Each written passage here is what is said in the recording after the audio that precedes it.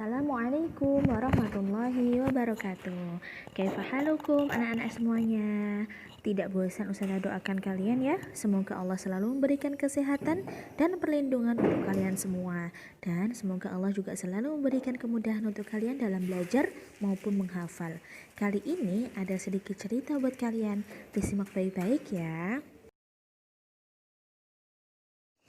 Nah, ini adalah sebuah kisah dari ayahnya Abdurrahman bin Abu Zur'ah. Kita baca ya. Abdurrahman bin Abu Zur'ah berkata, saya mendengar ayahku berkata, aku menetap di Basrah pada tahun 214 Hijriah. Nah, ini udah lama sekali ya, Masya Allah. Sebenarnya aku ingin menetap di sana selama setahun. Maksudnya tinggal di sana ya, Nak ya. Namun perbekalanku telah habis dan terpaksa aku menjual bajuku helai demi helai. Sampai akhirnya aku tidak punya apa-apa lagi.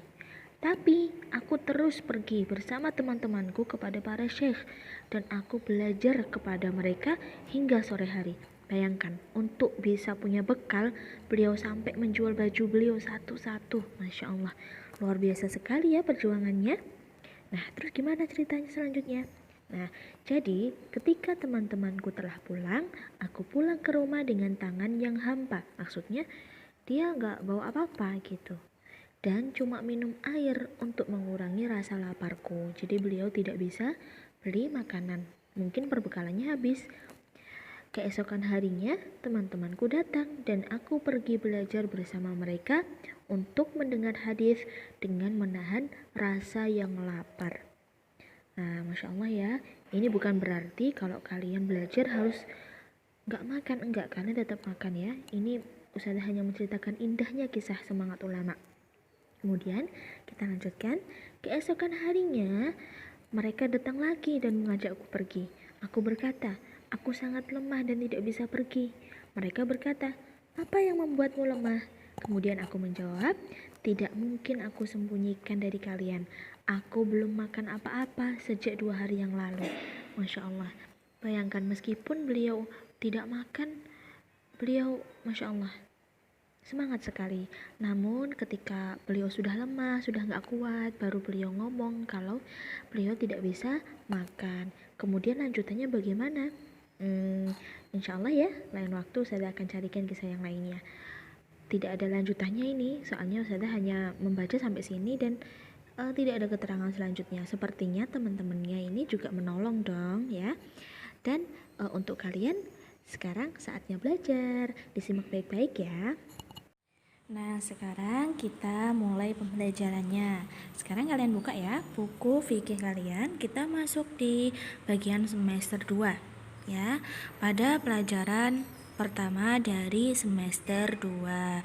Sebelum kita masuk pada materi ini, coba kita murojaah sedikit ya. Barangkali mungkin di antara kalian ada yang sedikit lupa ya. Kita murojaah sedikit supaya bisa memahami materinya dengan baik ya. Nah, di sini tidak perlu kalian buka bukunya, tidak mengapa, kalian simak saja apa yang Ustazah sampaikan. Di sini Ustazah ingin memberikan pengulangan materi, yaitu pada pelajaran yang ke-10 tentang sholat rawatib. Nah, sholat rawatib kemarin ada berapa? Sholat rawatib itu terbagi menjadi 2 ya, ada qobliyah, ada ba'diyah. Qobliyah itu apa? Sholat rawatib yang dilakukan sebelum. Nah, di sini Ustazah ada catatan kecil ya. Sebelum ya, qobliyah itu dilakukan sebelum sholat fardu. Adapun ba'diyah dilakukan apa? Setelah sholat fardu. Nah, tapi kalau kita tanya berapa macam? Ada berapa macam sholat rawatib? Sholat rawatib ada 2 macam ya. Sholat rawatib terbagi 2, qobliyah dan ba'diyah. Dan macamnya juga ada 2, yaitu sunnah muakkad dan sunnah ghairu muakkad. Untuk sunnah muakkad kemarin apa? Yaitu salat sunnah yang sangat dianjurkan pelaksanaannya ya. Sangat-sangat dianjurkan, sudah kalian hafal ya. Ada 5. Kemudian ada 2 rakaat sebelum sholat zuhur, 2 rakaat sesudah sholat duhur, 2 rakaat sesudah sholat maghrib, 2 rakaat sesudah sholat isya, dan 2 rakaat sebelum sholat subuh. Adapun sholat rawatib ghairu muakkad ada 3 saja, tapi nanti di materi ada tambahan 1 ya, tapi nanti insyaallah. Nah ini ada 3 saja, dan pengertiannya apa? Sholat rawatib ghairu muakkad pengertiannya adalah sholat rawatib yang dianjurkan pelaksanaannya namun tidak setegas pada sholat sunnah muakkad. Jadi dia tidak terlalu tegas. Nah sekarang kita masuk pada pelajaran pertama dari semester 2, yaitu kita membahas tentang sholat rawatib ghairu muakkad ya, yang tidak terlalu dianjurkan. Meskipun sholat sunnah rawatib ghairu muakkad ini tidak terlalu dianjurkan, tapi sholat ini juga punya keutamaan. Kalau kalian melaksanakan pasti juga dapat pahala, meskipun tidak terlalu dianjurkan. Ada pahalanya, ada keutamaannya. Nah, apa saja ya pahalanya ya? Yuk kita belajar. Yang pertama adalah qobliyah asar. Nah, qobliyah asar ini dikerjakan paling sedikit 2 rakaat. Kalau kalian mau melaksanakan 4 lebih bagus lagi. Boleh ya. 4 rakaat juga boleh dengan 2 kali salam. Jadi kalian lakukan 2 rakaat, setelah itu salam, kemudian 2 rakaat lagi, kemudian salam. Nah, apa keutamaannya? Kok banyak sekali ya?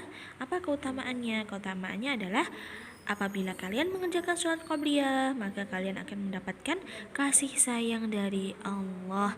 Kalian kalau disayangin sama orang tua, seneng ya? Pasti sangat senang sekali. Disayang sama kakak atau adik, seneng? Pasti seneng ya. Disayang sama ustadz-ustadzahnya juga pasti seneng ya kan? Apalagi ini yang menyayangi adalah Allah. Pasti kalian seneng kan?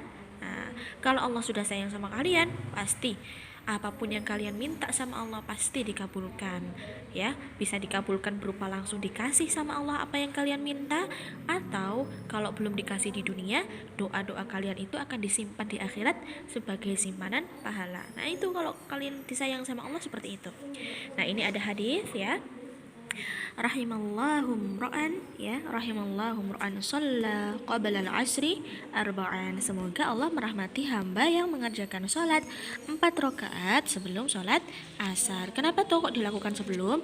Karena sesudah asar itu tidak boleh ya, tidak boleh lagi melaksanakan sholat sunnah ya, ada larangannya, tidak boleh. Salah satu larangan sholat sunnah itu adalah tidak boleh setelah sholat asar. Nah sudah paham ya insyaallah ya. Sekarang kita lanjutkan pada bawahnya, yaitu adalah qobliyah maghrib. Nah sholat qobliyah maghrib ini dikerjakan sebanyak 2 rakaat juga ya.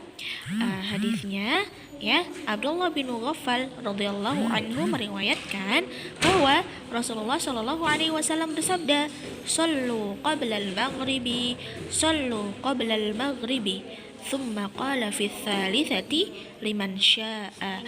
Nah, Rasulullah shallallahu alaihi wasallam bersabda, "Salatlah sebelum maghrib." Salatlah sebelum maghrib. Kemudian beliau bersabda untuk ketiga kalinya bagi yang ingin mengerjakannya. Jadi memang sholat ini di sini kan Rasulullah mengatakan bagi yang ingin mengerjakannya. Berarti kalau nggak mengerjakan nggak apa-apa ya Ustazah, nggak apa-apa. Tapi tentunya berbeda dengan orang yang berusaha mengerjakan. Kalau kalian berusaha mengerjakan meskipun ini bukan sholat sunnah rawatib yang muakkad, kalian tetap mendapatkan pahala. Kenapa? Karena Rasulullah tetap menganjurkan. Nah ini, sholatlah sebelum maghrib, sholatlah sebelum maghrib. Ini adalah penganjuran dari Rasulullah, tapi memang tidak setegas muakkad. Begitu ya nak ya.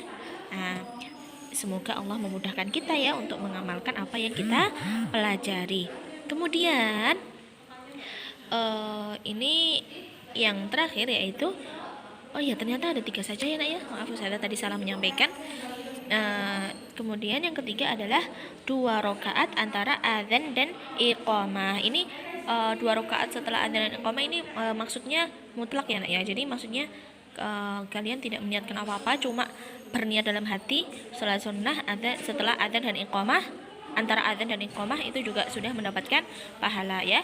Sholat 2 rakaat antara adzan dan iqamah termasuk sholat sunnah ghairu muakkad ya, merupakan sholat sunnah yang dianjurkan meskipun tidak sekuat anjuran pada sholat rawatib.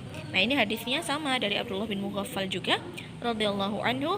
Beliau meriwayatkan bahwa Rasulullah Shallallahu alaihi wasallam bersabda, baina kulli adzanaini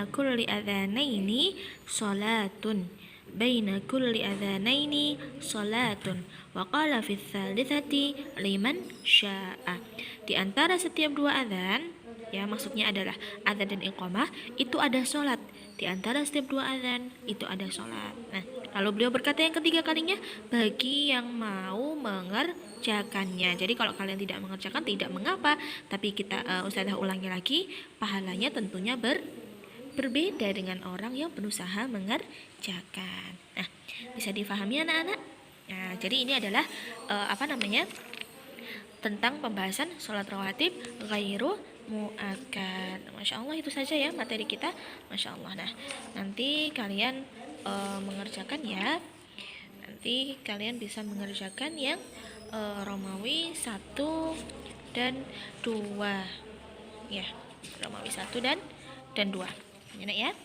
Itu saja materi dari Ustazah. Semoga kalian bisa memahami dengan baik, dan kita berdoa semoga kita selalu sehat ya, amin. Semoga kalian juga selalu dimudahkan dalam belajar. Jangan lupa pesan Ustazah ya, kalau tidak diperlukan untuk keluar, diusahakan tidak keluar ya. Jaga kesehatan kalian. Semoga Allah selalu memberikan kesehatan dimanapun kalian berada ya. Ustazah cukupkan materi hari ini. Wassalamualaikum warahmatullahi wabarakatuh.